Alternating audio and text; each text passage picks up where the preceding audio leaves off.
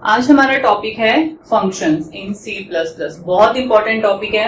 इसके बाद हम जितने भी टॉपिक्स करेंगे लाइक एक है हमारा how to pass structure in functions, उसके बाद हमारा नेक्स्ट टॉपिक आएगा क्लासेस, क्लासेस के अंदर आएगा मेंबर फंक्शंस। तो हर चीज में हमारा फंक्शंस का यूज होने वाला है। तो वो सारी चीजें करने से पहले हमें ये समझना बहुत जरूरी है कि हमारा फंक्शंस क्या होता है। देखो, जिस तरह से हम एक पूरा का पूरा प्रोग्राम लिखते हैं C++ में, प्रोग्राम क्या करता है, कुछ ना कुछ काम करता है। कई बार क्या होता है, जो हमारा प्रोग्राम है वो बहुत ही बड़ा हो जाता है। जो हमारा मेन फंक्शन है उसके अंदर हम जो भी चीजें लिखते हैं वो कई बार कॉम्प्लिकेटेड हो जाती हैं। तो उन चीजों को कई बार हम लोग ब्रेक कर देते हैं छोटे छोटे पार्ट्स में। मतलब हम लोग क्या बना देते हैं, छोटे छोटे फंक्शंस। तो फंक्शंस क्या हैं, small block of statements. Statements हैं लेकिन कितनी होती हैं, इसमें थोड़ी कम स्टेटमेंट्स होती हैं। Which perform a particular task, जो एक तरह का काम करेंगी। तो फंक्शंस के अंदर हम क्या करा सकते हैं, स्टेटमेंट्स लिख सकते हैं। जो हमें मेन के अंदर लिखनी है वो हम मेन की बजाय कहाँ लिख देंगे, थोड़ी बहुत अपनी फंक्शन के अंदर लिख देंगे, ताकि अगर कोई एरर है वो भी इजीली मिल जाए। और मान लो कोई स्टेटमेंट्स है, कोई ऐसी लाइन है जो बार बार रिपीट हो रही है, बार बार रिपीट हो रही है, तो उनको बार बार लिखने की बजाय मेन के अंदर हम लोग एक फंक्शन बना देंगे। उसी फंक्शन के अंदर उस लाइन को एक बार लिख देंगे और जब उसको बार बार कॉल करेंगे तो मेन के अंदर वो लाइन अपने आप क्या हो जाएगी, बार बार एग्जीक्यूट हो जाएगी। तो दो तीन रीजन हो गए फंक्शन बनाने के। एक तो एरर्स हम इजीली फाइंड आउट कर सकते हैं। एक बड़े से प्रोग्राम को हम छोटे छोटे पार्ट्स में अपना डिवाइड कर सकते हैं ताकि हमारा जो प्रोग्राम है वो कॉम्प्लेक्स ना रहे। ठीक है। अब जब भी हम फंक्शन की बात करते हैं हमारे पास तीन चीजें आती हैं। सबसे पहला होता है फंक्शन प्रोटोटाइप, उसके बाद होता है फंक्शन कॉल और लास्ट में होता है function definition. Function prototype, function call and then is your function definition.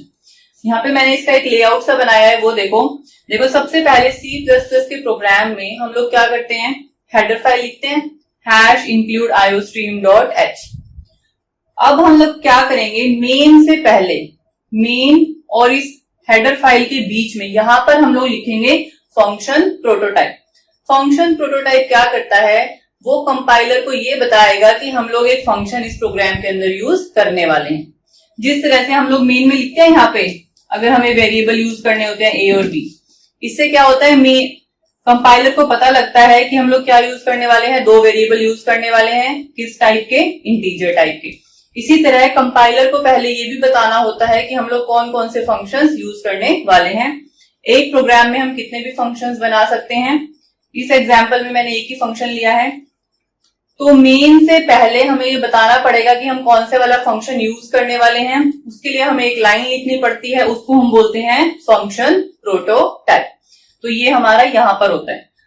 उसके बाद सेकंड आता है हमारा फंक्शन कॉल। फंक्शन कॉल मतलब जो भी वो फंक्शन काम करेगा वो हम बाद में बताएंगे। उसके बीच में मेन के अंदर हमें एक लाइन लिखनी पड़ती है कि हम उस फंक्शन को बुला रहे हैं, कॉल कर रहे हैं। कॉल करने का मतलब है कि यहां से हमारा कंपाइलर यहां पे चला जाएगा और जो भी इसके अंदर काम है पहले आपका वो एग्जीक्यूट होगा। इसको बोलते हैं function call. Function call generally हमारी कहां होती है, मेन के अंदर होती है।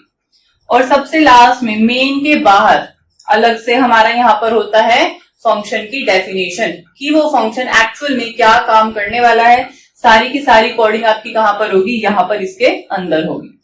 अब हम लोग इन तीनों चीजों का सिंटैक्स देखेंगे वन बाय वन, किसका क्या सिंटैक्स हमारा होता है। सबसे पहला है हमारा फंक्शन प्रोटोटाइप। कहां पे लिखते हैं ये, मेन से ऊपर। प्रेफर किया जाता है कि मेन से ऊपर लिखा जाए, वैसे इसे हम मेन के अंदर भी लिख सकते हैं। इसका सिंटैक्स होता है, सबसे पहले लिखेंगे हम रिटर्न टाइप, कि जो भी हम फंक्शन अभी लिखने वाले हैं वो किस तरह की वैल्यू वापस देगा मेन को। इंटीजर वैल्यू दे रहा है, फ्लोट दे रहा है, कैरेक्टर दे रहा है, या कुछ भी नहीं दे रहा है। अगर कुछ भी नहीं देगा तो यहाँ पर आएगा वॉइड। अगर इंटीजर वैल्यू देगा तो क्या आएगा, यहाँ पर इंटीजर। फ्लोट वैल्यू देगा तो यहाँ पर क्या आएगा, फ्लोट। ठीक है। उसके बाद आता है हमारा फंक्शन का नेम। लाइक इसमें मैंने क्या नाम दिया है, ऐड। फंक्शन ऐड कर रहा है, सब्ट्रैक्ट कर रहा है, कुछ भी आप इसको नेम यहाँ पे दे सकते हैं। उसके बाद ब्रेसेस के अंदर आएंगी इसकी आर्ग्यूमेंट्स के टाइप, कि जितनी भी हम आर्ग्यूमेंट्स देने वाले हैं तो कितनी आर्ग्यूमेंट्स है, नंबर। मान लो 3 है, 1 2 3, कॉमा इनके बीच में लगेंगे। और आपको साथ में ये बताना है वो किस किस टाइप की आर्ग्यूमेंट्स हैं। मान लो कोई इंटीजर है, फ्लोट है, इंटीजर है, और एंड में सेमीकोलन जरूर लगेगा, वरना आपके प्रोग्राम में आ जाएगी एरर। ठीक है, तो 4 चीजें हो गई। सबसे पहले रिटर्न टाइप, उसके बाद फंक्शन का नेम, उसके बाद ब्रैकेट में कितने आर्ग्यूमेंट्स हैं और वो किस किस टाइप के हैं, इंटीजर, फ्लोट, कैरेक्टर, जिस भी टाइप के हैं। अगर कोई आर्ग्यूमेंट नहीं है तो यहां पर आ जाएगा वॉइड, और एंड में क्या जरूर आएगा आपका, सेमीकोलन जरूर आएगा। ठीक है, अब इधर देखो, फंक्शन का नाम क्या है, ऐड। ऐड से पहले मैंने क्या लिखा है, वॉइड। वॉइड मतलब वो कुछ भी रिटर्न नहीं कर रहा। ब्रैकेट में मैंने 2 बार इंटीजर लिखा है कॉमा लगा के, मतलब कितने आर्ग्यूमेंट्स हैं, 2। पहला भी इंटीजर टाइप का है और दूसरा भी मेरा इंटीजर टाइप का है, और एंड में क्या लगा दिया मैंने, सेमी कॉलन। एक और एग्जांपल देखते हैं। मान लो मैंने ऐसे लिखा इंटीजर सब फ्लोट फ्लोट। इसका मतलब क्या हुआ, सब नाम का फंक्शन है, इंटीजर वैल्यू वो रिटर्न करेगा, फ्लोट क्या है, उसके अंदर 2 आर्ग्यूमेंट्स हैं, और एंड में क्या लगाना है हमने, सेमीकोलन। एक और एग्जांपल देखो, वॉइड डिस्प्ले वॉइड। फंक्शन का नाम है डिस्प्ले, वो कुछ भी रिटर्न नहीं करेगा। मैंने यहाँ पे क्या लिखा है, वॉइड। वॉइड मतलब वो कुछ भी रिटर्न नहीं करेगा। आर्ग्यूमेंट में भी क्या लिखा है, ब्रैकेट में वॉइड। वॉइड मतलब उसके अंदर हम कुछ भी पास नहीं करेंगे जब हम उसको कॉल करेंगे। तो इस तरह से भी हो सकता है आपका। ऐसे भी हो सकता है कि यहां पर हमने कुछ लिख दिया इंटीजर, फिर हमने फंक्शन का नाम लिख दिया, और यहां पर हमने वॉइड लिख दिया। मतलब जहां पर अगर आर्ग्यूमेंट पास नहीं करना तो वॉइड लिखोगे, अगर आर्ग्यूमेंट पास करने हैं तो बताओगे कितने आर्ग्यूमेंट्स है और वो किस टाइप के हैं। अगर वो कुछ भी रिटर्न कर रहा है तो वो यहां लिखोगे इंटीजर, फ्लोट या कैरेक्टर। कुछ भी रिटर्न नहीं कर रहा है तो क्या लिखोगे यहाँ पे, वॉइड। तो ये होता है हमारा फंक्शन प्रोटोटाइप। एक ही लाइन का आपका ये होता है, और हम इसको जनरली मेन से ऊपर लिखते हैं ताकि कंपाइलर को पता लग जाए कि कौन सा फंक्शन हम लोग आगे जाके यूज करने वाले हैं। ठीक है, सेकंड आया हमारा फंक्शन कॉल। फंक्शन जनरली हम लोग कहाँ कॉल करते हैं, अपना मेन के अंदर। फंक्शन कॉल का सिंटेक्स देखो, फंक्शन का नाम और ब्रैकेट में उसके आर्ग्यूमेंट्स। ये थोड़ा सिंपल सा है, सिर्फ पहले फंक्शन का नाम लिखोगे और ब्रैकेट में जो उसके आर्ग्यूमेंट्स हैं उनको लिखोगे। मतलब उनका टाइप नहीं लिखना, आर्ग्यूमेंट्स एज इट इज लिखने हैं। मतलब कौन से वेरिएबल्स, कौन कौन से वेरिएबल्स हम लोग पास करेंगे उनको हम बोलते हैं आर्ग्यूमेंट्स। यहाँ पे देखो, इस प्रोग्राम में 2 वेरिएबल थे ए और बी, ये मुझे आगे पास करने हैं फंक्शन के पास।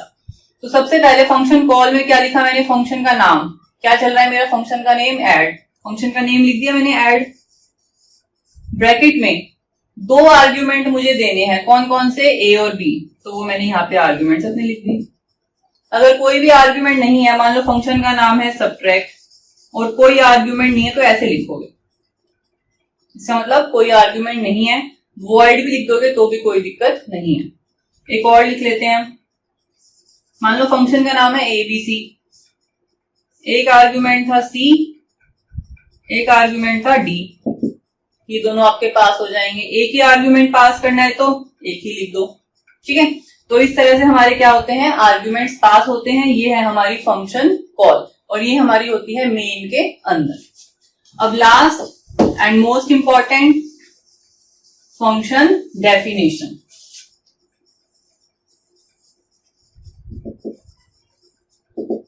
फंक्शन डेफिनेशन आपकी जनरली होगी मेन के बाद। जब आपका मेन खत्म हो जाएगा उसके बाद हम अलग से अपना फंक्शन की डेफिनेशन करेंगे कि वो फंक्शन हमारा क्या काम करने वाला है। उसका सिंटेक्स देखो, सबसे पहले लिखोगे रिटर्न टाइप। ये रिटर्न टाइप सेम वही होगा जो हमने ऊपर प्रोटोटाइप में लिखा था। उसके बाद फंक्शन का नेम सेम वही जो हमने प्रोटोटाइप में लिखा था।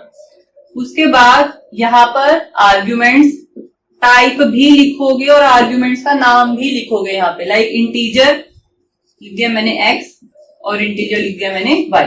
दो आर्ग्यूमेंट थे ना, इंटीजर इंटीजर, तो लिख दिया इंटीजर इंटीजर। यहाँ पे क्या लिखा मैंने x और y। अब ये जो वेरिएबल लिखे हैं x और y, ये जरूरी नहीं है कि आपको वही वाले लिखने हैं जो आपने पास करे हैं। यहाँ पर आप इनको अलग से नाम दे सकते हो।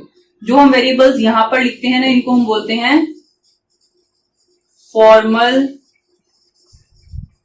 आर्ग्यूमेंट्स, और जो हम ये पास करते हैं इनको हम बोलते हैं एक्चुअल आर्ग्यूमेंट्स। जो हम कॉल में लिखते हैं आर्ग्यूमेंट्स उनको क्या बोलेंगे, एक्चुअल, क्योंकि एक्चुअली में वही मेन का पार्ट थे। और जब हम इसको फंक्शन को डिफाइन करते हैं, इसमें जो हम आर्ग्यूमेंट्स लिखते हैं इनको हम बोलते हैं फॉर्मल आर्ग्यूमेंट्स। मतलब ये रियल नहीं है, ये हमने उससे क्या करे हैं, उनकी जगह रिप्लेस करे हैं। और उसके बाद ब्रेसेस के अंदर, पैरेंथेसिस के अंदर जो भी हमें काम करवाना है वो हम लोग यहाँ पर करवाएंगे। यहाँ पे हमारी सारी की सारी क्या हो जाएंगी, स्टेटमेंट आ जाएंगी। अब यहाँ पे एक चीज देखो, ध्यान दो, पहले चेक कर लेते। देखो रिटर्न टाइप वॉइड, उसके बाद फंक्शन का नेम, उसके बाद जो भी आपके आर्ग्यूमेंट्स हैं, यहाँ पर सेमीकोलन नहीं आएगा। सेमीकोलन एक तो कहाँ आएगा, आपका प्रोटोटाइप में आएगा, एक आपका सेमीकोलन कहाँ आएगा, कॉल में आएगा। डेफिनेशन में इस लाइन के बाद आपका सेमीकोलन नहीं आएगा। इन कर्ली ब्रेसेस के अंदर आप जितनी भी लाइन लिखेंगे उनके अंदर आपका सेमीकोलन आएगा। अब ये चीज देखो, मान लो आपका रिटर्न टाइप है वॉइड, ठीक है। अगर हमने रिटर्न टाइप वॉइड लिखा है, वॉइड मतलब जो भी ये फंक्शन है ये कुछ भी वापस नहीं भेजेगा, ठीक है। अगर ये कुछ भी वापस नहीं भेज रहा है तो एक स्टेटमेंट होती है रिटर्न, तो वो आपको यहां पर नहीं लिखनी, क्योंकि ये फंक्शन कुछ भी वापस नहीं भेज रहा, मतलब ये कुछ भी रिटर्न नहीं कर रहा है। अगर ये कुछ भी रिटर्न कर रहा है, मान लो यहाँ पे इंटीजर टाइप का है, मतलब इसने कैलकुलेट कुछ करा a प्लस बी करके, और इसको c की वैल्यू वापस भेजनी है, रिटर्न करनी है, तब यहाँ पे हमें लिखना पड़ेगा रिटर्न c, और यहाँ पर आपको लिखना पड़ेगा इंटीजर c। कि जो ये c है वो किस टाइप का है, इंटीजर। तभी मैंने यहाँ पे क्या लिखा है, इंटीजर। की जो ये फंक्शन है क्या रिटर्न करेगा, ये इंटीजर वैल्यू को रिटर्न करेगा, इसीलिए हमने यहाँ पे लिखा है रिटर्न सी। सी किस टाइप का हो गया, इंटीजर। अगर मान लो आपने यहाँ पे लिख दिया फ्लोट, सी किस टाइप का है, फ्लोट, और यहाँ लिखा रिटर्न सी, इसका मतलब ये फंक्शन जो रिटर्न कर रहा है सी है, और सी किस टाइप का है, फ्लोट टाइप का है। लेकिन यहाँ पे मैंने लिखा हुआ है ये इंटीजर है, तो यहाँ पर आपकी आ जाएगी एरर। तो ये चीज ध्यान रखनी है, अगर ये कुछ रिटर्न कर रहा है तो उसका टाइप और जो यहाँ पे आपने रिटर्न टाइप लिखा है वो आपका बिल्कुल क्या होना चाहिए, सेम होना चाहिए। दोबारा देखो, फंक्शन क्या होता है, स्मॉल प्रोग्राम की तरह ही समझ लो, स्मॉल ब्लॉक ऑफ स्टेटमेंट जो एक पर्टिकुलर काम हमारा करेगा। फंक्शन के अंदर तीन चीजें होती हैं, फंक्शन प्रोटोटाइप जो कि हम मेन से ऊपर लिखेंगे, फंक्शन कॉल जो कि हम मेन के अंदर लिखेंगे, और उसके बाद है हमारा फंक्शन डेफिनेशन जो कि हम मेन के बाद लिखेंगे। मतलब तीन चीजें हैं, एक मेन से पहले, एक मेन के अंदर और एक मेन के बाद। अब इसके बाद मैं दो तीन आपको प्रोग्राम फंक्शन से करके दिखाऊंगी अलग अलग तरह के, ताकि आपको जो फंक्शंस वाला पॉइंट है वो क्लियर हो जाए।